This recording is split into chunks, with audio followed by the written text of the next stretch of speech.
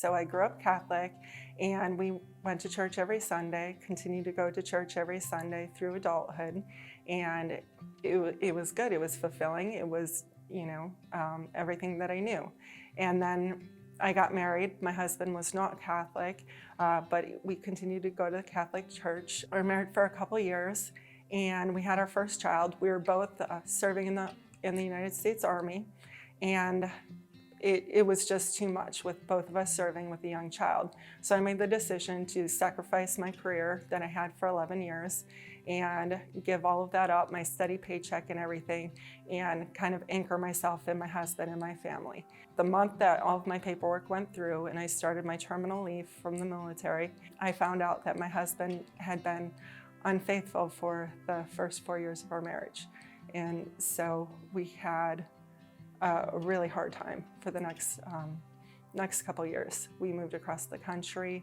We struggled through a lot of infidelity and finally a DUI.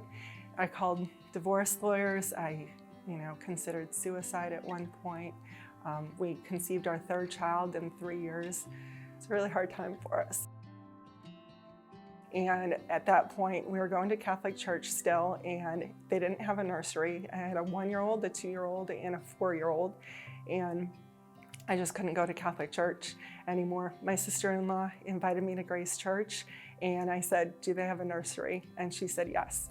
And so it was like, okay, a church is better than no church. So we came to Grace, me and my kids, and the first service that I attended was the start of the Ruth series. And the words, "This is only chapter 1, it still sticks with me. It was very inspirational, and I had never had an emotional experience in church my whole life. So I just sat at the edge of my seat for the rest of that series, and I continued to go. So I started trying to figure out how to read the Bible, and I learned how to truly forgive my husband and let go of all of the anger that I was holding on to. And I got baptized at Sunday in the Park.